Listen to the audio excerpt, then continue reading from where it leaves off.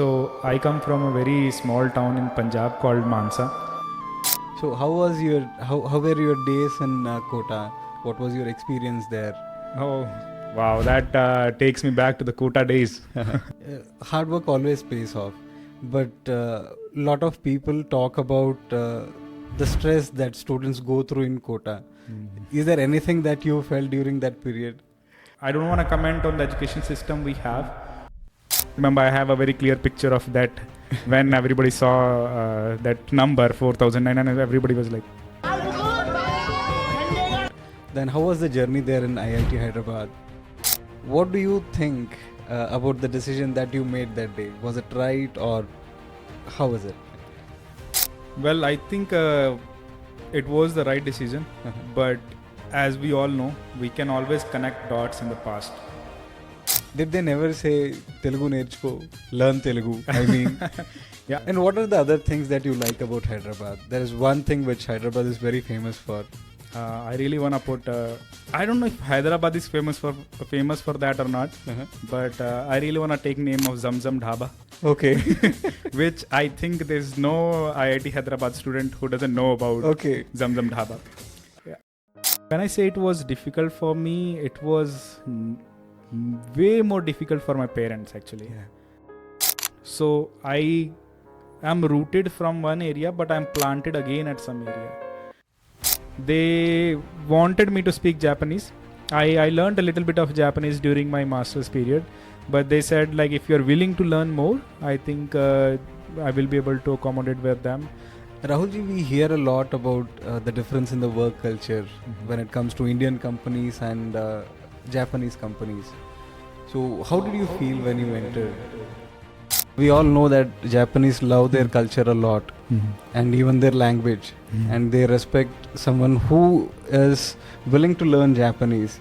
And coming to the Japanese language, as a beginner, what is the proficiency level in Japanese? Do they look if they want to hire someone? How much time would someone need to get to N4 level of professor level in Japanese? What are the other few things you need to have in you so that you get placed in Japanese company and you get into a Japanese company? What could be those basic hurdles you might face, and how you need to be mentally prepared for those? Keep your eyes and ears open. Try to look for them and don't be afraid of asking somebody for help. Thank you, Rahulji, for accepting our invitation and flying all the way from Punjab to Bengaluru for the shoot. And welcome to mkstudio. Thank you so much, Santoshji, for having me here. Yeah, thank you. So we'll start with your earlier days and where you come from and what was the journey in the beginning. So I come from a very small town in Punjab called Mansa. It's in the southern part of Punjab, and I did my schooling until 10th. I was there. So I stayed in Punjab until March of 2011, and that is where I decided that I want to do engineering. So I moved to Kota. As we hear a lot of times we move. Yeah. So Kota was quite popular back in the days, and it is still popular for JEE studies. And that is where I moved to Kota, did my coaching for JEE exam, and then my journey continued. So how were your days in Kota? What was your experience there? Oh, wow, that takes me back to the Kota days. So I think Kota was a nice place for study. I was very young, I would say. I was just 14 or 14 and a half when I moved to Kota. And suddenly I was supposed to manage my own money, manage my own room, and manage my studies, and everything I have to do on my own. Yeah. Which probably I was not very much ready for. But now I am here in Kota. Yeah. Had to do that. So the days were fun. Initially it was difficult to get adjusted to the new environment. I was in Rajasthan now, out of Punjab. So new kind of food I had, new kind of culture I was in. And I had to take on these studies, which was again happening completely in English. I was in English school, but the kind of communication I was having on a day-to-day basis, that becomes a struggle. But yes, in a nutshell, if I say, for me, it was a very fruitful period. I could go to IIT. So yeah, it was a fun days I had. hard work always pays off, but lot of people talk about the stress that students go through in Kota. Is there anything that you felt during that period? Well, that's true. It's a stressful period. As I was mentioning, I was very young, and suddenly I had to take on all these responsibilities. So I think it was a stressful period. But if we have our goal clear in our mind, I mean, I am not saying the people don't have their goal clear, but sometimes it become very overwhelming to deal with all this situation. You have to. I had a lot of friends, those who studied in their regional languages back in their states, and suddenly now they are in Kota and they have to study everything in English. So it brings a lot of stress in you. So yes, it is stressful, and I think I don't want to comment on the education system we have, but it is a preparation time. It's a stressful period. If you are dedicated, you have a good support network, you have supported parents, relatives, and you're supporting friends, then I think it becomes okay. So how were the teachers there, and what was your friend circle like? So that helped you in the journey, like to crack your JEE. Yes, definitely. I would definitely give credit to my friends and my teachers there, because when I went to Kota, we were 4 students, those who went from Mansa to Kota, and we all were staying together for the first year. In second year, we took our own rooms because now we had to put more effort. So at the same time when we were studying there, so we were supportive of each other. So initial time we were there for each other, and that is why it was not very difficult for us to deal with all the stresses. We could talk to them, and we all were from the same hometown, so we could share that culture. We know how exactly things move. And also whenever we had any issues with the studies, so I would say I was fortunate. I studied in Vibrant Academy Kota. It was very new. It started in 2008 or 7 if I'm not mistaken, and I was there in 2011. So the teachers were very good. They were very experienced, and if we had any kind of questions related to my studies or our personal lives, they were there to support us. And I'm very glad to see Vibrant Academy also is like doing really great. And now. it's 10-15 years back I left that, but yes, I think they played a very, very big role in supporting our life in Kota. So you said you cracked JEE. What was the ranking, and what was the journey further? Oh wow. Yeah, I got 4009 rank. Wow, I still remember the rank. But yeah, Great. so not the best rank which I was thinking of, but I was glad I cracked IIT JEE. And it was still it was a new format which was introduced in 2013, because the practice questions which we were doing throughout, so they were all more than 400 marks if I remember correctly. And then the system of JEE mains and JEE advanced was introduced. So suddenly our 12th marks were important. So we were not supposed to focus on the CBSE syllabus, but now suddenly government decided that we have to give importance to the CBSE exam as well. So we did practice for CBSE. I mean, Vibrant Academy, again, I'm thankful to them that they were kind enough to provide us classes for 12th education. And that is where we cleared JEE mains, JEE advanced, and I got my rank, which was very much unexpected for my parents. Unexpected in the sense they were expecting something higher rank? Of course. They always expect a better rank. And yeah, so it was a kind of a shock for us. And you might have heard about there are some rank predictors in the market. So whenever we give exam, a few days later you will have the official answers. You compare marks, and then you take the history and you predict your rank. So I think my rank predictor was showing somewhere around 1600 to 2000 rank. So I was expecting 2000, because let's take the last in the range, right? But when it came, it was directly double of the expectations. So it was a bit of shock. I think I still remember, I have a very clear picture of that when everybody saw that number 4009, and everybody was like, what happened? Oops, what happened? And suddenly I was at my aunt's place, and she was like, Arey, congratulations, you cracked the IIT. And that is where we were like, yeah, finally we are going for So who was more shocked? Was it you or your parents or the relatives? I think everybody. Like my relatives were actually happy. They were happy. They were not the ones who were shocked, because it was like, I think for me and my parents, we had set up a higher goal. But for my relative, the goal was IIT JEE. So for us, it was rank. So that's why I think we were in more shock. But yes, it was good that they were supportive. They said like, oh, let's have a party. You cracked IIT JEE. It's a dream for a lot of people. Yeah. So yeah. So where did you study? Which IIT did you choose, and what did you do there? Yes. So after that, we had counseling, and I chose IIT Hyderabad to pursue my bachelor's, and I did my bachelor's in civil engineering. Civil engineering. Yes. Okay. Was it by chance or by choice? How was it?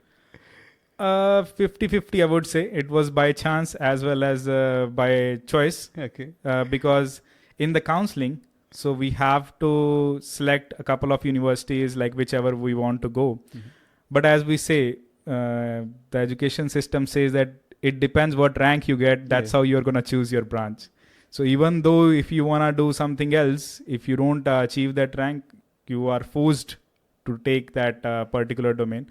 But I think in my case, it was more towards, I wanted to work on something which is people can see in real life.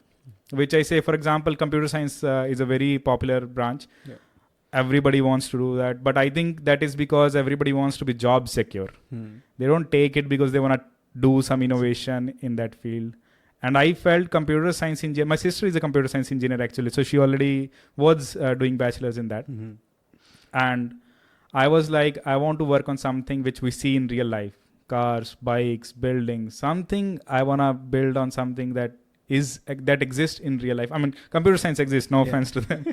But yeah, so something physically. And that's where I was more interested towards mechanical and civil branches. So in the counseling, I did feel like IIT Hyderabad civil engineering.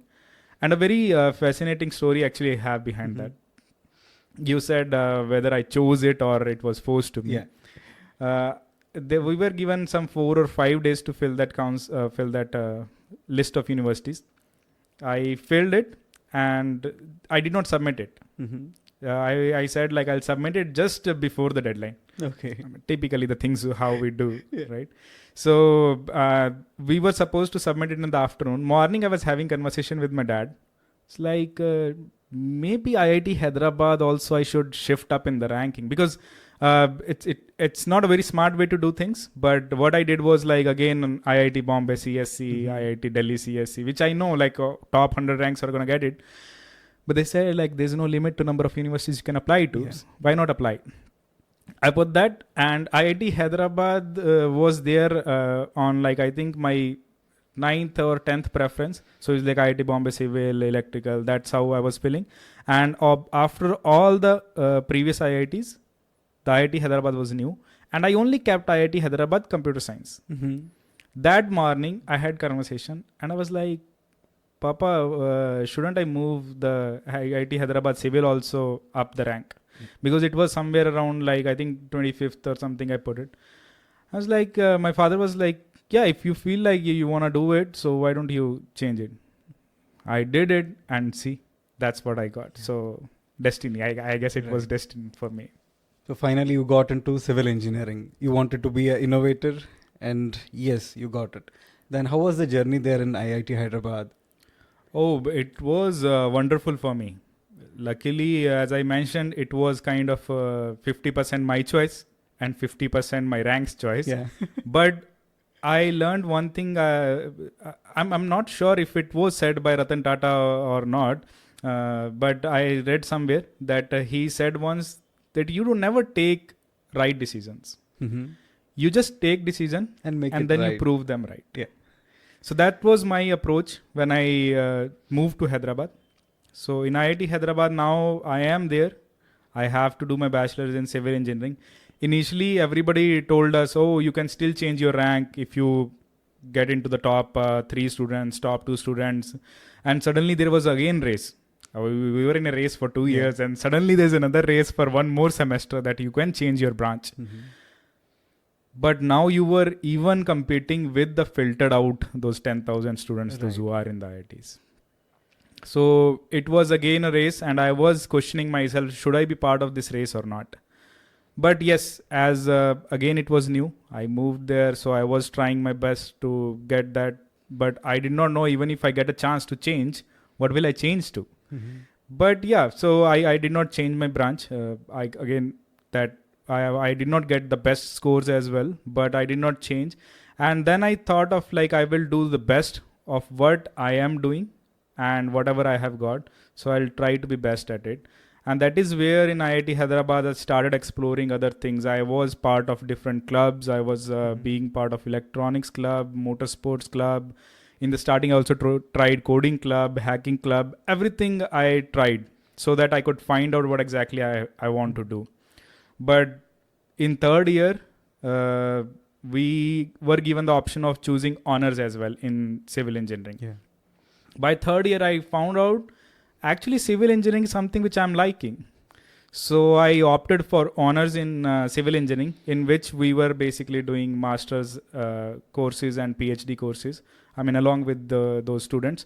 So I did that, and fortunate enough, one of my best CGPAs which I got were in third year. So I was doing a lot of things. But Great. yes, that was a good time I think I had in Hyderabad. Yeah. So you said you had a choice to make in the second year, whether to stick with civil engineering or change. Now you know you are in some position. What do you think about the decision that you made that day? Was it right, or how was it? Well, I think it was the right decision.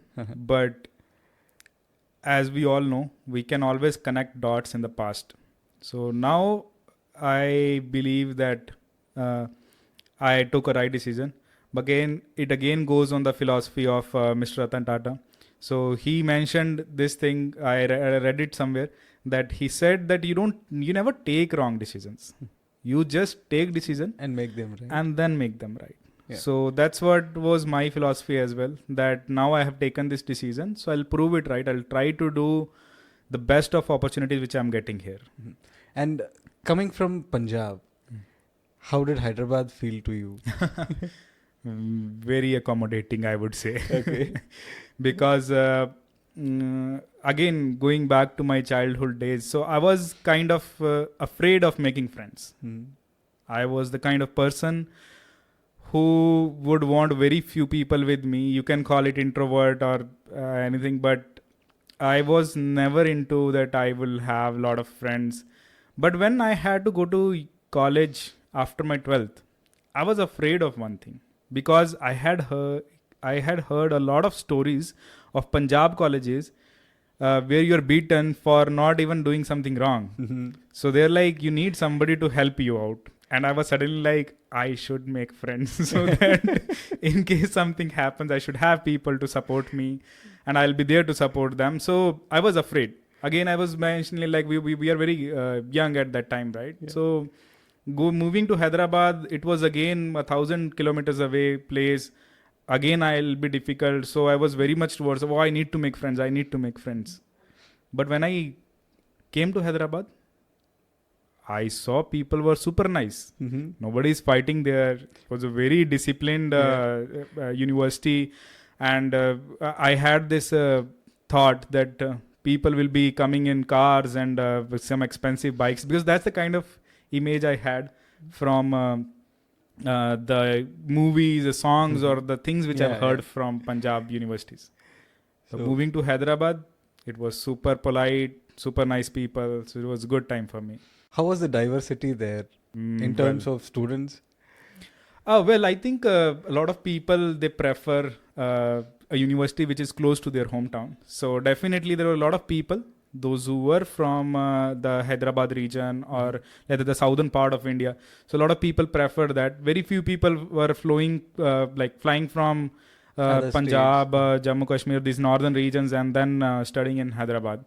So there was, I think, more number was towards this southern part of the India.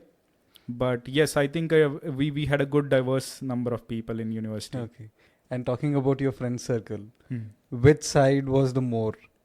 I think when we were in the university, it was a very good mix of friend circle. I had friends from all parts of India. We used to play a lot of cards. We used to play games. In the starting, I also played basketball. So during food, we used to go together with them. And I think since I mentioned I was part of different clubs, electronics club, motorsports. So we had, I think I had a very good mix of diverse friend circle. Did you learn Telugu? Oh, I wish I could. I really wish I should have learned Telugu that time. But it was a good opportunity. It was a golden opportunity because I think in order to learn any language, you have to be there. Yeah. People can learn languages from Duolingo or online. You can learn, but if you're not practicing it, you cannot be master at that language, right? Communication becomes difficult. There were no friends in your circle who were talking Telugu? Oh, there were a lot. There were, as I was mentioning, a lot of people from Hyderabad. So that's what I'm saying. I wish I could have learned and then talked to them. Did they never say Telugu nerchuko, learn Telugu? I mean, yeah, I mean, they never said like learn Telugu because pretty much everybody was talking in English. So all of our education was in English. So within the university, we did not have any problem or any point where we felt we should learn another language. But yeah, I think just thinking about the fact now that I was in a place which was a golden opportunity for me to learn another language, I should have taken it. But yes, I missed that opportunity. Hopefully I'll learn a little bit of that. I did learn like Telugu Radu. Telugu Radu. So yeah. And what are the other things that you like about Hyderabad? There is one thing which Hyderabad is very famous for. I really want to put... I don't know if Hyderabad is famous for that or not, but I really want to take name of Zamzam Dhaba. Okay. Which I think there's no IIT Hyderabad student who doesn't know about Zamzam Dhaba. I remember in our first year, we used to live in ODF campus. So IIT Hyderabad had an old campus in ODF, and then we moved to the new campus, which is in Kandi now. And that dhaba is closer to Kandi. It's on the national highway. We used to take auto, like 10, 11 students. We used to book an auto and we go like 30, 40 minutes away just to eat at the dhaba. It was a very small dhaba at that time. And now you go to Hyderabad. I would recommend you to like visit that place. I'll try. And eat the food. There is we call him Kazim Bhaiya, the owner of that restaurant. And it's a lovely place. It has grown so much. Even the famous bowler of Indian cricket team, Mohammad Siraj, he has been to that dhaba. Oh. So that's close to us. That's yes. What is the best food there? If Biryani. you suggest me to try. Biryani. I'm a vegetarian. I mean, they have a good vegetable biryani or pulao if people want to name it. But yes, all the kind of food they serve is like really delicious and lovely food. And I think he has the passion of feeding people. So it's not about that what kind of food, the kind of way he serves you food. It makes every food delicious. That's true. If you prepare food out of passion, out of love, it is going to taste best. True. And overall, if you have to talk about the experience at IIT Hyderabad, how did it help you in developing yourself in terms of your personality or knowledge or the career stepping stone that provided you? Well, I think I will give everything to IIT Hyderabad for that because all my opportunities I got from IIT Hyderabad. It was a young rising university. IIT Hyderabad started in 2008. I joined IIT Hyderabad in 2013. So we were just the second batch of civil engineering there. So it was growing, and any growing environment you join, it gives you enormous opportunities that you can take on and you can lead in things. So as I said, I was part of different club. I got an opportunity to lead the electronics club. Again, coming from the civil background, I was leading electronics club. I was part of motorsports. Again, something I was doing about the mechanical. I was part of the counseling cell of IIT Hyderabad, which is Sunshine. So yes, I think IIT Hyderabad gave me so many opportunities. And one big opportunity which IIT Hyderabad gave me is, I think, the opportunity to go to Japan. Yeah. So as you might already know that IIT Hyderabad is being funded by Japan government as well. So a lot of construction has been done by them and a lot of designs are given by them. And that is where we had a very good network with Japan. That's where I also got an opportunity to go there for internship for Sakura Science Exchange Program, and also to do my masters, and ended up living in Japan for quite a good time. So we'll talk little detail on the internship part and the later master's part there. Before that, I want to ask you one thing, because I have been in teaching field for over a decade, and I see that there is a lot of potential in getting into clubs. And how did this clubs help you? You said you got to lead electronics club. Yes. Yeah. So how did it help you? Yeah, I think I would say being part of clubs, it makes you social. Yeah. So True. first problem which I was telling you, that I was not a social person at all.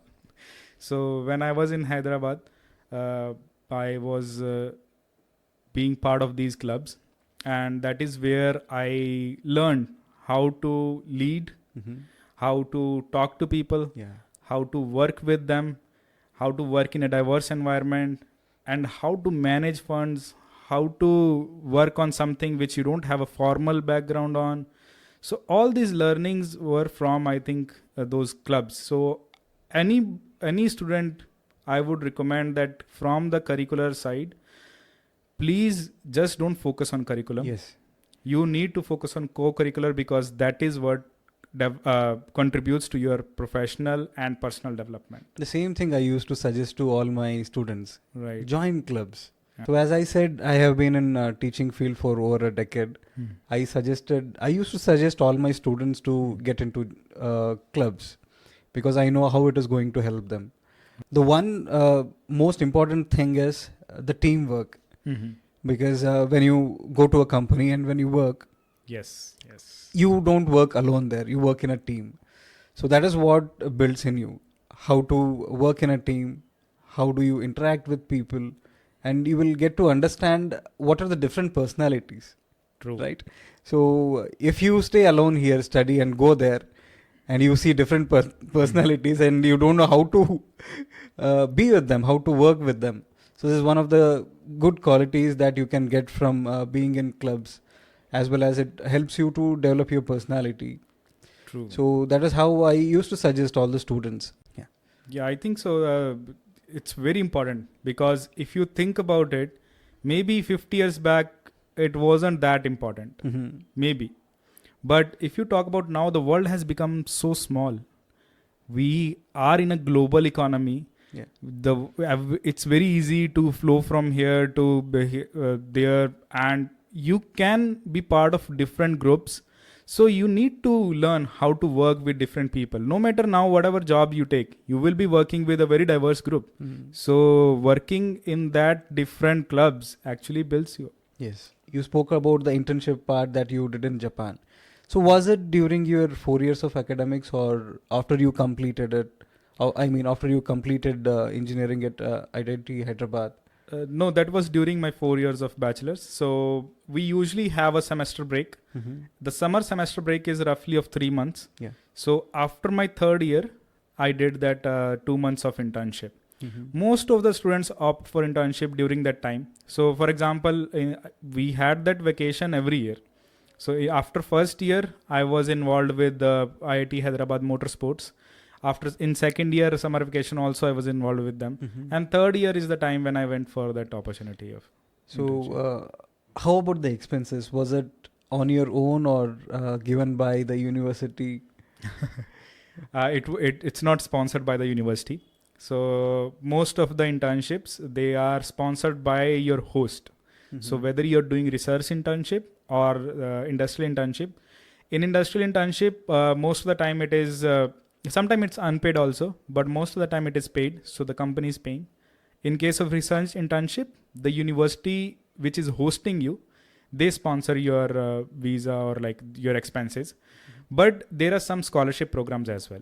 So which promote the exchange between two different countries, or within the country also the exchange, academic and industry collaboration. So then third party sponsor you. So how long were you there in Japan for internship, and what was your experience there? And what did change in you after you came back from Japan? I was there for roughly 2 months, to be precise, 62 days, because it's again a long story actually. So I applied for an internship program. It was IJP scholarship program. It provides scholarship to Indian students, those who want to do internship in Japan. But I was not selected for that. So I was rejected.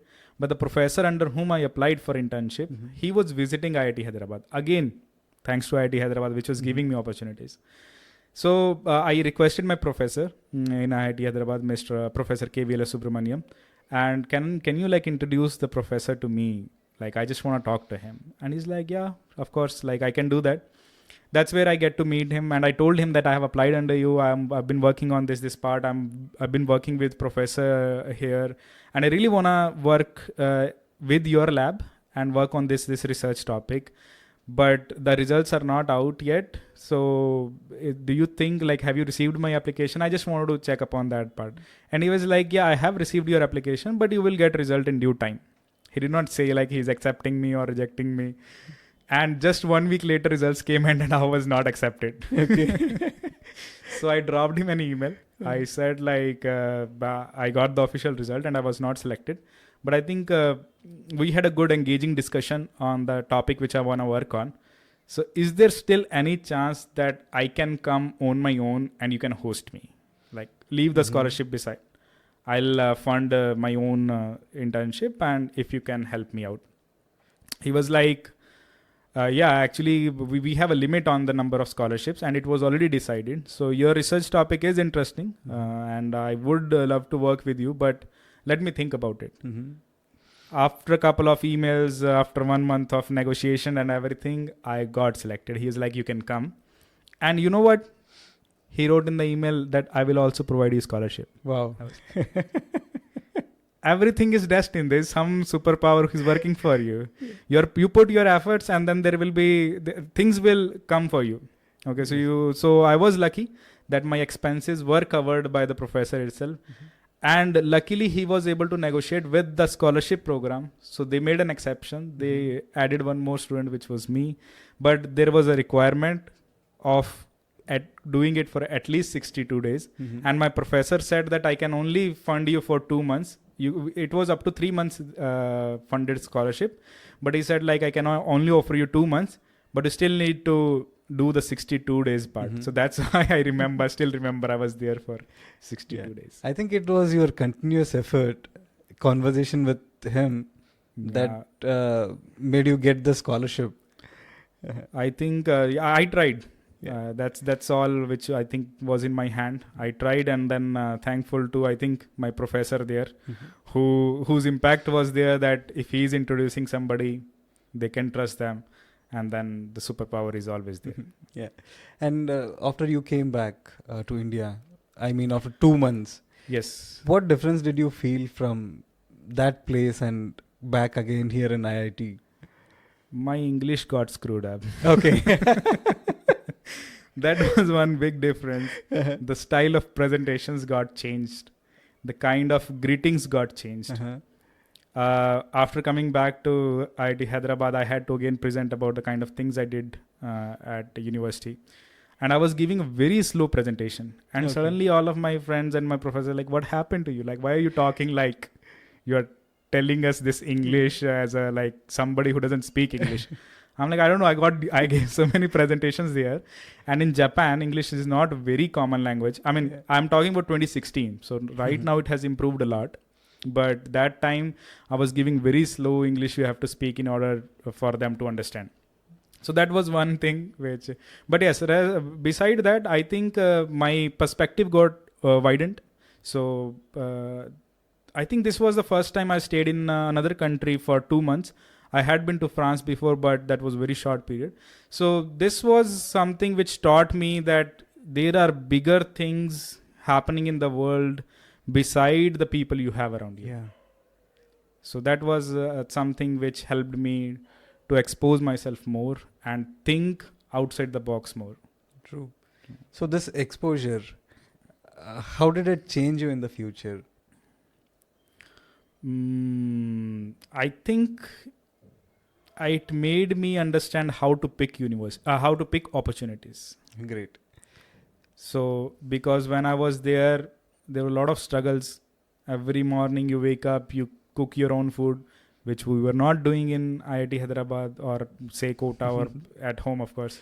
So we started cooking our own food. We learned that, and then the kind of events which were happening in Japan. So we were kept on looking for, array, what's happening here? Array, what's happening here? So let's join that event. Let's join that event. So we were picking on those opportunities which were provided for foreigners or even for Japanese. I could join. There's a small, I remember chopstick race was there, and I won that. Okay. And I was like, they said like you're natural with chopstick. I mean, I've made for Japan. So yeah, I think that's something which I learned from Japan, how to pick on the opportunities, even though you are in a place where language or communication is not your strongest point. So how do you still pick there? Yeah, good. And what happened after your engineering? After my engineering, yeah, that's an interesting time. So I think, again, continuing from the fact when I came back to India after my internship, so it was my 4th year. I had no idea what I wanted to do, but I knew very clearly what I didn't want to do. That is a good thing, actually. Yeah. So it was more of like I had to make choices based on the things which I don't want to do. So first thing which I knew, I did not want to do a job. Yeah. So I did not opt for placements. Because again, I was a placement coordinator, by the way, but I did not opt for placements myself. So that's where I was now exploring more after learning from Japan that maybe there's something more I should expose myself to. So that's where I searched about more scholarship, master's program, or in fact, as all parents in India say that please try UPSC as well. Yeah. So that was another thing. Some government exam or GATE exam was there. So a lot of things were there which I was trying to figure out. But at the end, I chose to go for masters, which again, I would say I was lucky that I got that. But yes, I think that was because a lot of scholarships, their deadline is somewhere around October. And by that time, I did not have things figured out. And one more thing I want to ask. You did your undergraduation in IIT. Wasn't it easy for you to get into masters in the same university? Or you did not wanted to continue your masters there? Yeah, you mean in IIT Hyderabad, right? Yeah, or yes. Any other IIT in India? Yes, it's relatively, I would say, easier. But it's still, you are still evaluated at the same mark. In IIT Hyderabad itself, if you do, so there is an option that you can convert your bachelor's to a like integrated bachelor's and master's course. So you can take your master's within 1 year. So that is one option. It's honors. Yes. No, it's not honors. So honors is a different degree. So honors you do during your bachelor's itself. So 3rd year and 4th year, 2 years of honors courses you have to take, and then you get bachelor's with honors in civil engineering. But MTech, MS degrees specifically you get if you do another like 5th year in the university. Yeah. So that is one option. But I think in my case, as I mentioned, I had no idea what I wanted to do. Yeah. So it was not my first choice that I wanted to do masters. It was a backup choices for me. So that's why I think I was not very much focused on the fact that whether IIT Hyderabad is giving me masters or not. And I had stayed there for 4 years and learning from Japan, I wanted to expose myself to even further. And a lot of my professors also in IIT Hyderabad, they were very supportive of me. They're like, you should expose yourself. You should go into the research field if you want to do. I mean, yeah, but as I said, I still had no clarity what I wanted to do. You said you were lucky to get again the scholarship. But how easy or tough was it? It's tough, but when I say I was lucky, so I say again, going back to the part that I joined IIT Hyderabad, proving the decisions right. There is a specific scholarship for only IIT Hyderabad students. Oh, why is it so? Because Japan is funding IIT Hyderabad. Okay. They're supporting IIT Hyderabad. So again, JICA provided a scholarship called JICA Friendship Scholarship Program. What is this JICA? So JICA is basically a Japanese organization which works on different areas in developing the countries, those who need help. For example, JICA do ODA loans, which are for different countries, those who wanna go into, like, for example, India is building the Shinkansen project. So JICA is like one of the sponsors there. Okay. So that's kind of program JICA do to increase the collaboration between different countries. And also at the same time, JICA provides support to the countries, those who are in the developing stage. So JICA again provided this scholarship, which was named as Friendship Scholarship Program. JICA has actually multiple scholarships. Okay. So usually people apply for JICA Asia Innovation Scholarship, if I remember the name correct. But only for IIT Hyderabad, they built JICA Friendship Scholarship. Wow. So, as I said, IIT Hyderabad, if I would not have been in IIT Hyderabad, I wouldn't have that opportunity to take that scholarship. So when I was saying that I was lucky that I could apply, so it was also because that opportunity was there for me. And even though I did not know what I want to do, JICA was there again to help us out, and I could apply for that scholarship, which was very late. I applied in almost December and still got it. So overall, the year, I'm sorry, you mentioned about how tough it is. I don't want to be unfair to students. Relatively, it's easier. But again, you are competing with the best. Yes. So that still makes it tough. And then it also depends on your host university. So whether your professor is going to host you or not. And that makes it tough part. And we are given a choice of applying to only 3 universities. Or you can apply to 3 professors in same university. But usually it is recommended that you apply to different universities itself. So that was the tough part. And the luck part comes into the play. I did not write 2 professors' name. I filled that form with just one professor, one university. Okay. And I still remember our JICA program coordinator. She called me after I submitted the form. She's like, your form is incomplete. Okay. And I was like, what's missing? She's like, you did not fill the other 2 choices. I'm like, no, that's intentional. She's like, what do you mean? I'm like, if I get that, I will do that. Otherwise, I don't want to do that. She's like, but that's very risky. Are you sure you want to do that? I'm like, yeah, I will take my risk. So luckily, that was a dart thrown and it was a bullseye. Yes. Yeah. So what was the process there? Is there anything other than application part?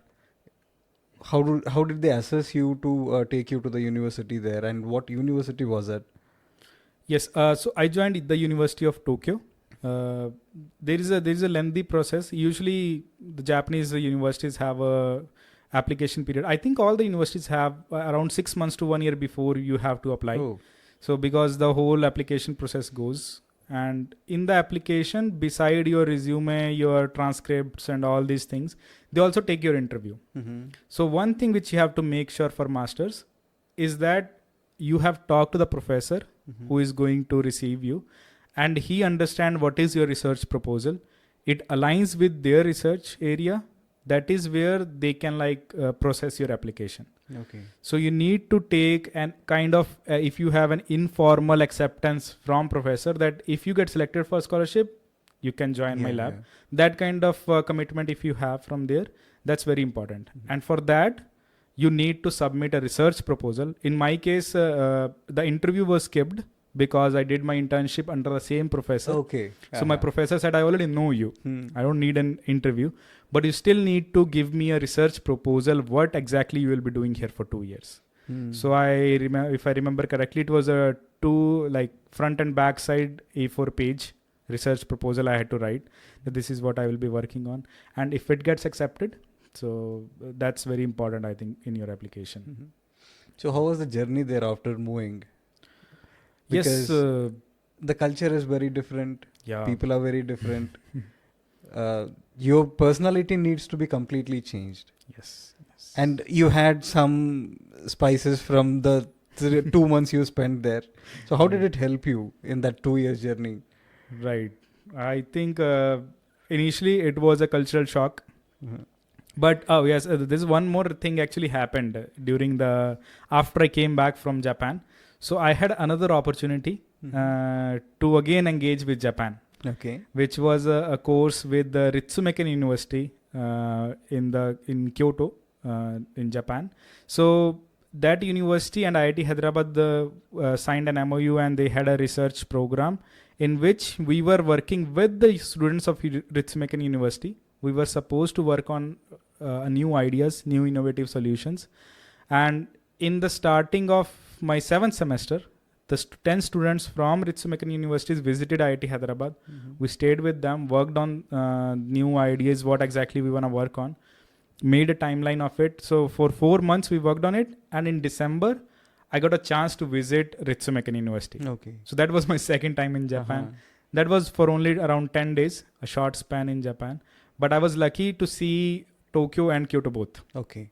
So because these 10 days I was in Kyoto, I was meeting a lot of people there and a lot of different professors, because now there are very two different universities. So University of Tokyo is a public university in Japan, and Ritsumeikan is a private university.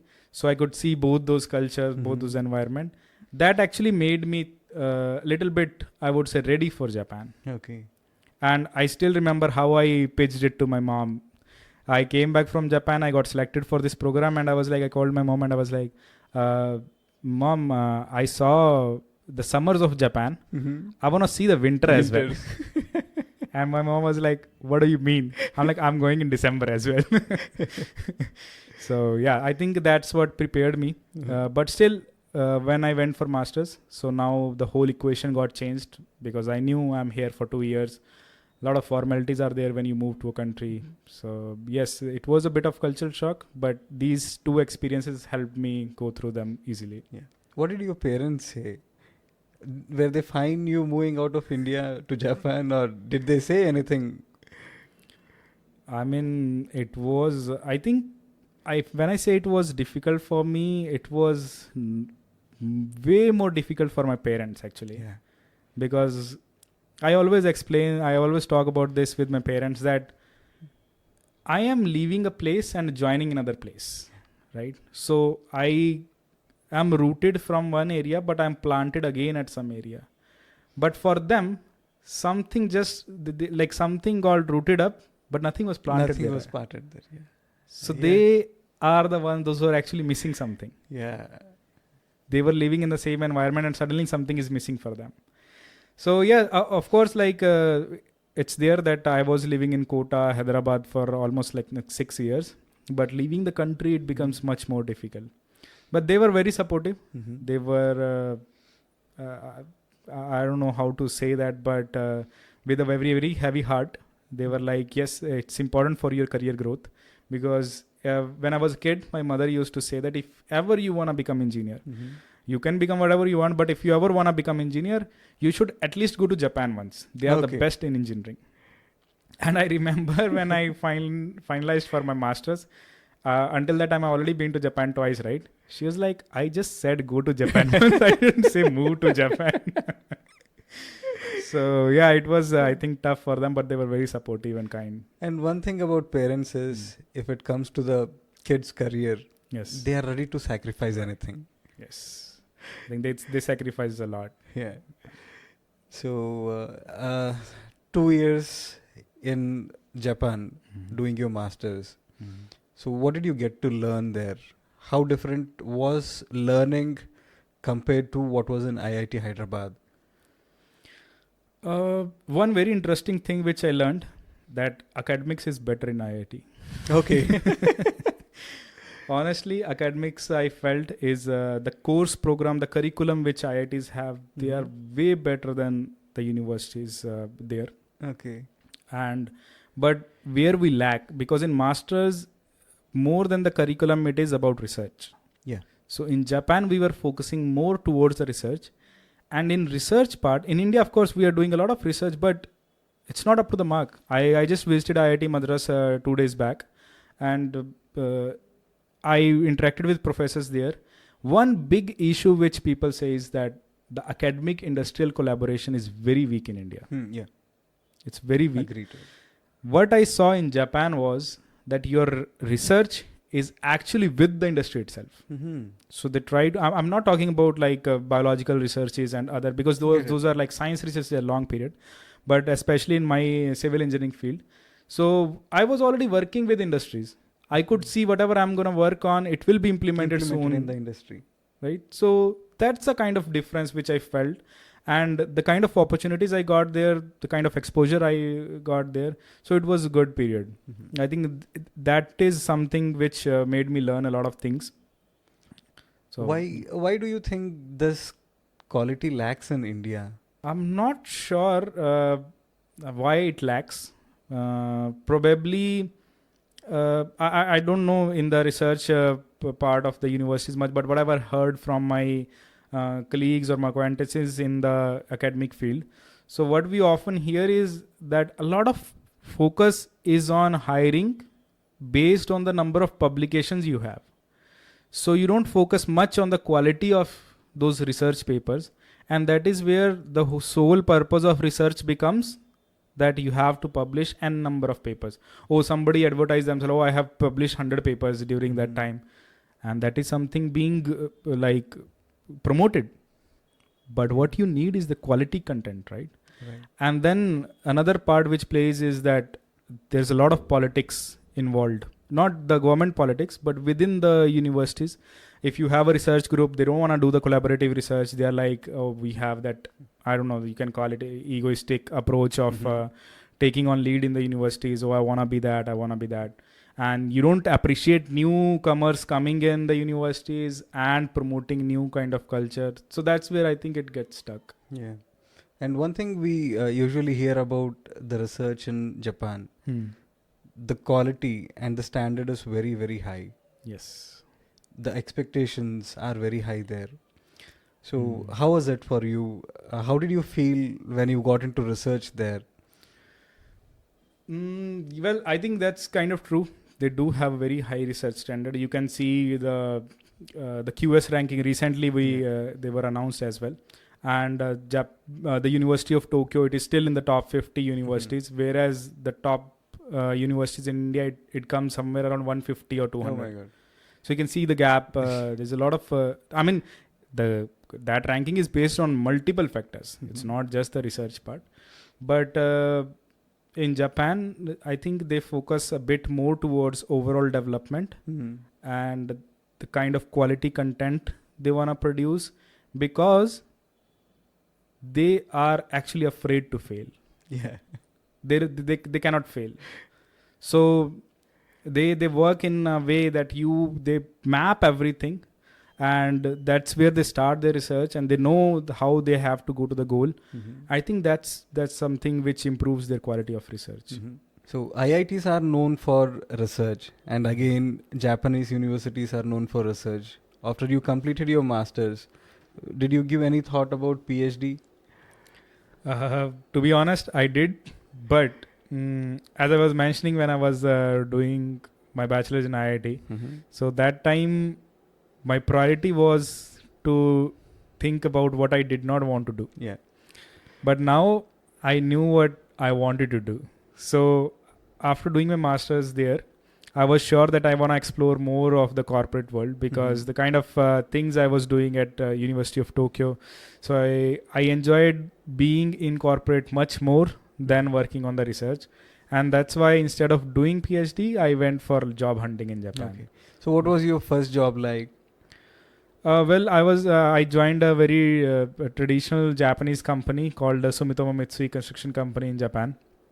Just right after my master, I joined that. In Japan, there is no concept of campus placements. So it's more of, in Japanese, it's called shukatsu. And everybody goes through that job hunting period. Okay. And I did it the same way as Japanese students do. When my first job was in the construction industry itself, and Sumitomo Mitsui, it's a general construction company where I could use my skill set and learn more towards that side. Were they open to foreign students? Well, yes, they were very much open to foreign students, but since, as I mentioned, it's a traditional company, they wanted me to speak Japanese. I learned a little bit of Japanese during my master's period, but they said, like, if you're willing to learn more, I think I will be able to accommodate with them. And that's what I did. Okay. So, Rahulji, we hear a lot about the difference in the work culture when it comes to Indian companies and Japanese companies. So how did you feel when you entered? Well, that's true. I guess Indian job culture and Japanese job culture are different, but I think they're similar also at the same time. Because a lot of my friends, those who work in India, I hear pretty much the same complaint. Mm-hmm. So I think, but one big thing which everybody talks about Japanese work culture is the overtime. They're very workaholic. Yes, they are. But I think as a Indians, we are much more workaholics. Okay. But Japanese people, it's seen that they work longer hours. So I think overtime is a concept which has been popular all across the world, that Japanese do a lot of overtime. But in Japan, overtime is paid also. Yeah. So in my opinion, the culture of working overtime, at most of the times it is required. But a lot of times I've seen that because it is being paid, people are working overtime. Mm-hmm. In my 6 years of career in Japan, my maximum overtime of a month was like 5 hours or 7 hours. Okay. That was my maximum, because a lot of times they told me, there's like, it's a good money, why don't you work overtime? I'm like, if it will be required for my work, I will do it. I don't mind doing that. But if my work doesn't require, I can finish my work within 8 hours, why should I do overtime? They're like, but it makes you money. Mm-hmm. I'm like, but I won't have time to spend that money. Mm-hmm. So that's why I think it's kind of personal choice as well. But yes, I do agree at some points. For example, the design department in construction companies in Japan, it's very overloaded. Mm-hmm. Because you might have heard there's a labor shortage in Japan. Yeah. So that is one big issue. That's why I think they do have to work a lot. But but it's not that popular in Japan as it is popular outside Japan, that you have to work a lot of working hours. On the other hand, as I said, there are similarities in India as well. So I hear from my friends in India, we have to work from morning 9 and they're coming back at 9, or sometimes they're working on night shifts. So I think the culture is kind of same, but at least I think in Japan it is being paid. Mm-hmm. So that's a good thing. Okay. Ji. So then coming to your journey in Japan, you started there with internship. Yes. Then you did your masters. Then again job. And then you started with your own company. You have been a co-founder in NNN. Yes. So how did this journey start? What is the story behind NNN and what exactly do you do? Yes. So after working in Japan for some time, I just previously I mentioned that there is a labor shortage in Japan. Mm-hmm. So there was we used to get a lot of requests from Indian engineers, like my juniors or my known people in different universities, that they want to work for Japanese companies. They want to learn there, or they want to go overseas in general also. Of course, there are opportunities in India, but sometimes you want to have more exposure, international exposure. And at the same time, Japan is facing that issue, that there is a labor shortage. So I was talking to one of my friend, Dr. Ashif Iqbal, and he suggested that why don't we do something about it, Rahul? I said, what can we do? Because it's something which I have not touched personally. And then he said that why don't we connect Indian engineers with the Japanese companies, those who are giving these opportunities? Because he is also working for a Japanese company. I worked there for a Japanese company. Yeah. Like, we understand what goes behind this. I learned Japanese as well. So understanding that environment, we thought that it is a good idea that we set up a official way to actually help those engineers, those who are looking for jobs there. That's how this thing started in 2023. Okay. I still remember just a small story happened. I was exploring for new business opportunities. Mm-hmm. And it is a common business, right? Yes, it's Don't very you, common. Didn't you think that there is a risk in this? Because there are so many companies already who are placing Indian employees in Japanese companies. True. That's very true. And that was the story which I was gonna share with you. Okay. And that in July, when Ashif mentioned me about this, so I told, like, there's nothing new we are gonna do in this, right? Because a lot of companies are there. So Ashif told me, like, it's a good market validation for us. First thing that a lot of companies are doing, but you also have to see that it's a huge market. Yeah. It's a huge market with a huge cake. So you don't have to eat the whole cake. You can just take a slice out of it, Right. tap that opportunity and work on it. And I was like, that's a good perspective of seeing things. That I don't have to tap the whole market. Whole market, yes. Right? Even if I can excel in one part of the market, I still made it. So with that mentality, we thought, okay, in July we started talking about it. August we started talking to the CA. We started talking to some of the companies, because me and Ashif, we did not have any idea about like how exactly to set up a company, what exactly goes behind it. That's where we also Ashif introduced me Dr. Om. So he was working as a professor and dean at SSIPMT Raipur. Okay. And he said like he has started his company in India. So he has some experience and he can connect us there. So three of us, we thought, okay, let's formally do it and let's set it up. Because once we started talking to the clients, they said that this business is a service industry business, right? So you need to have a company set up so that we can officially engage with you before we actually make anything fruitful. So first step we did was let's set up the company, and finally after doing all the negotiations and understanding the process behind it, in October 2023 we set up this business and our company was officially established there. Nice. So when was the first placement through your company? The first placement happened in 2024, if I'm not mistaken, May or June. Okay. That's where the candidate got the final offer. He was a fresher candidate, and again, one of the clients, they were looking for freshers, so his offer was finalized, but it takes a little bit of time to process the certificate of eligibility and then visa of Japan. So the visa and everything arrived in after 6 months. Okay. So yes, but May or June was our first successful candidate. Yes. So I'm curious about Dr. Asif. You mentioned. Yes. So how did you meet him? It's a very funny story. So Dr. Ashif and me, we both joined IIT Hyderabad at the same time. I joined BTech I joined IIT Hyderabad as a bachelor student. Yeah. He joined IIT Hyderabad in 2013 as a master student. Masters. And the fun part was that in our informal orientation, Ashif was also sitting there. So it was a bachelor student orientation, but he was there, and suddenly he saw that all the students are doing some boring introduction, not doing anything. So when our seniors asked, like, is there anybody who want to give their own introduction? And this guy was like, yeah, I want to do my introduction. And suddenly he's like, I'm a master. And all of us were like, why are you here? So that was our like first interaction. From there, we started talking. And actually in IIT Hyderabad, we were not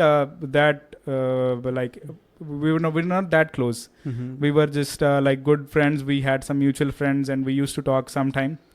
But because he graduated in 2015 itself, I stayed until 2017.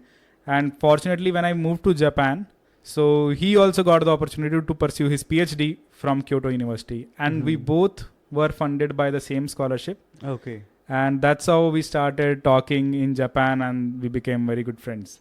Talking more about NNN. Yes. So what kind of companies do you place in, or you have signed MOU with, and how many companies, and what sector do they belong?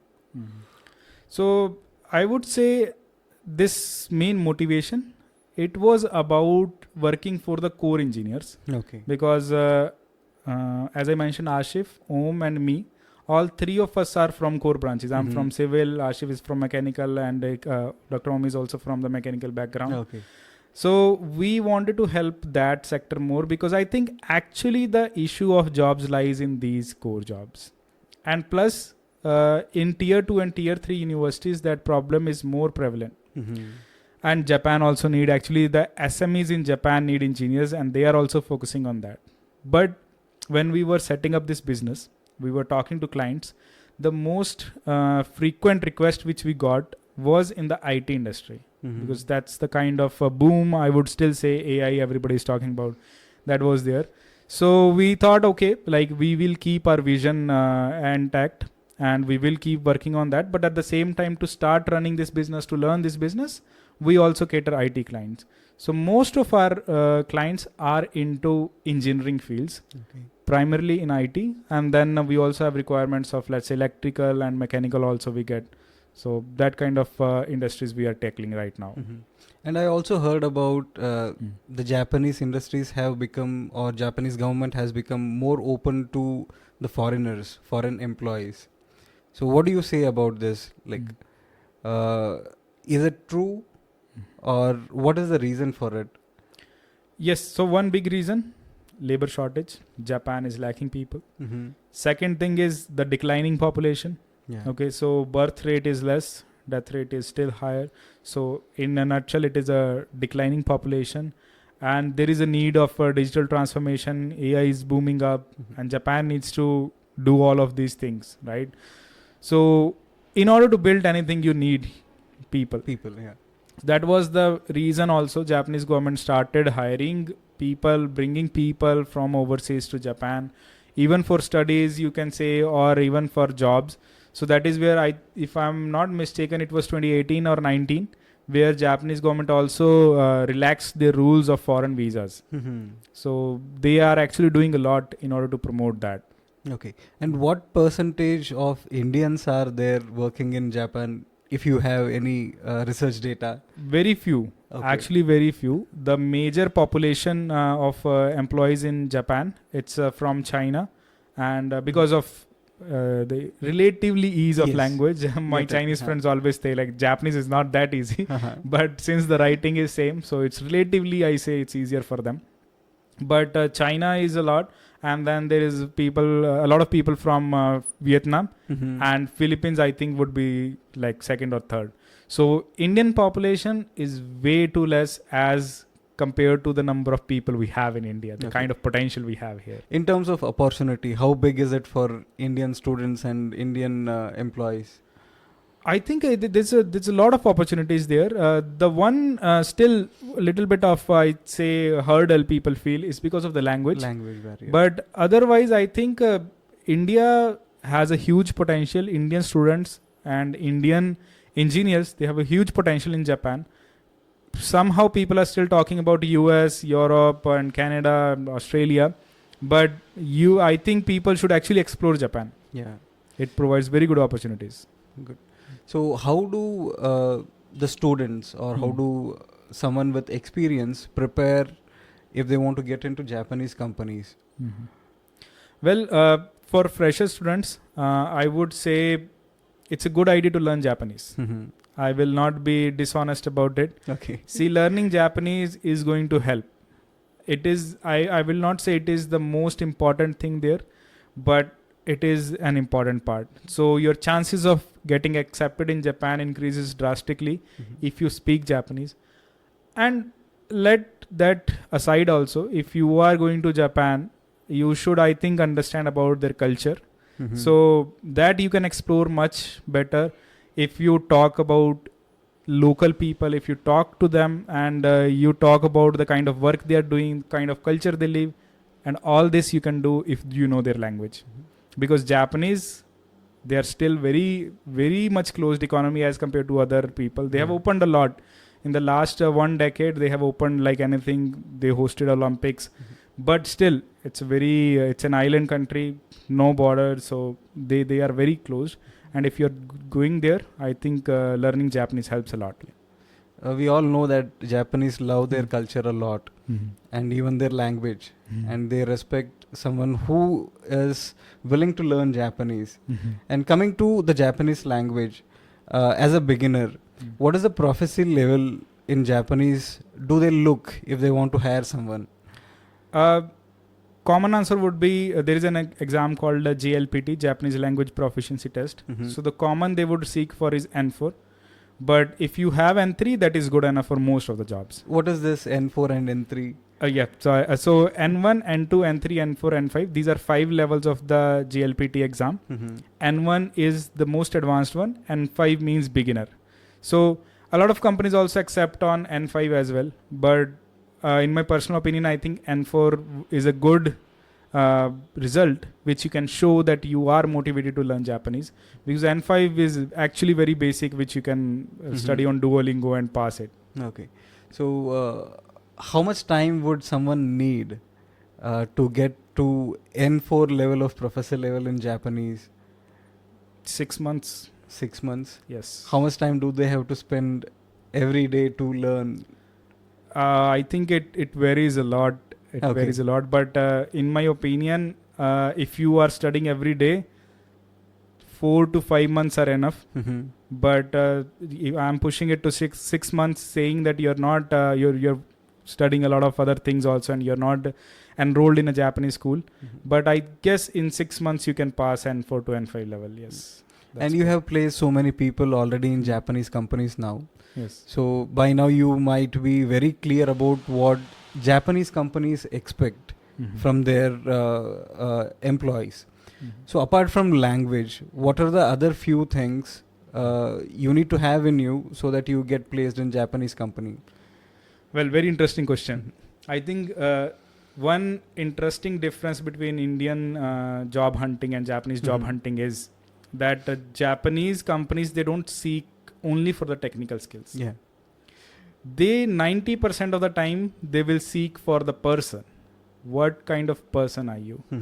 Are you somebody who is motivated to work? Are you somebody who is flexible to understand a different culture, right? And are you somebody who can work well with other team members? That is the kind of thing they look for. Because if you see in Indian job market, it's a very common trend. You work for a company 6 months, 1 year, and then you start applying for new jobs.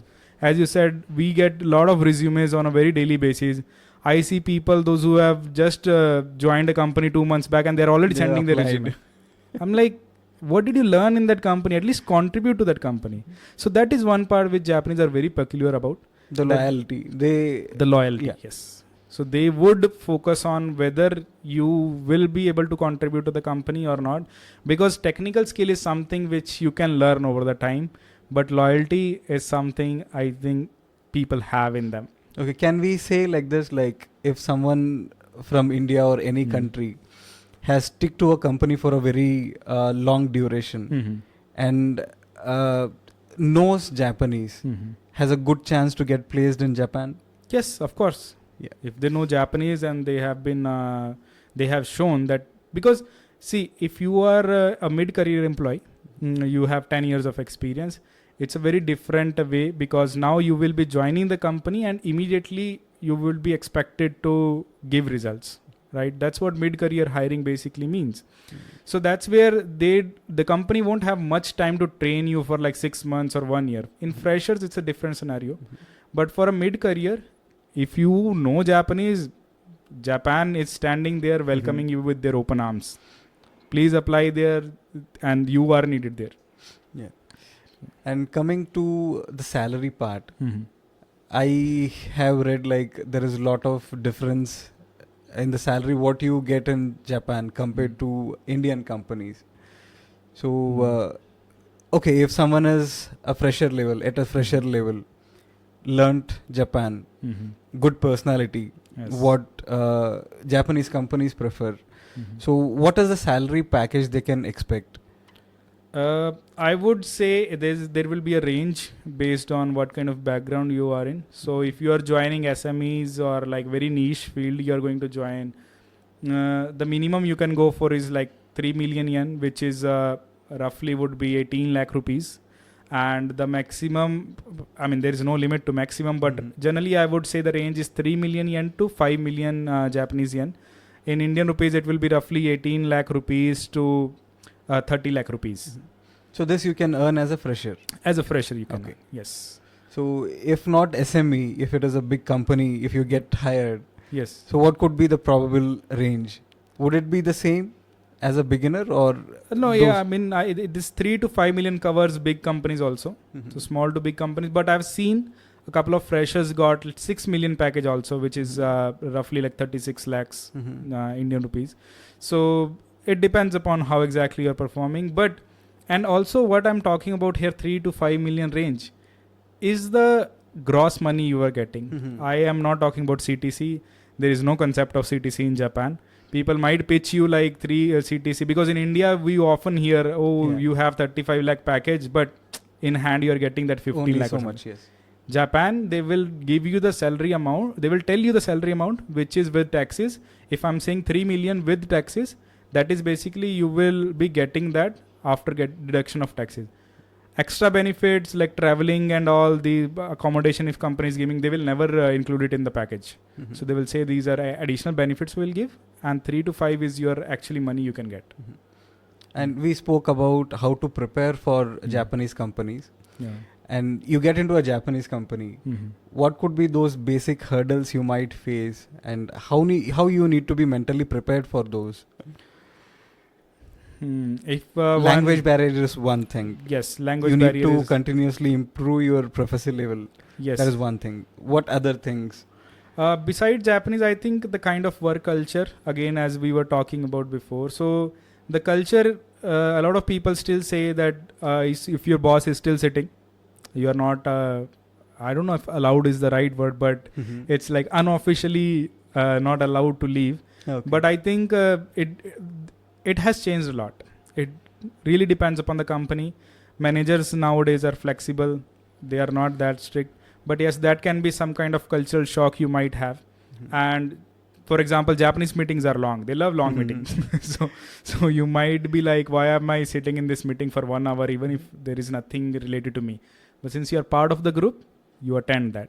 So the team effort is very important in Japanese culture. And another thing is, if you learn Japanese, so there are again further levels in the Japanese language as well. One is a polite, extra polite, and humble language. So if you're talking to your boss, you talk in a different tone. Okay. You're talking to your colleagues, you talk in a different zone. And you're talking to your clients, you talk in a different zone. So that is something it might take like 5-6 months to get used to that fact. And you have been there for a very long time. You said maybe 5 or 6 years. Yes, almost 6 years I worked there. Okay. So through your personal experience, what hurdles you faced?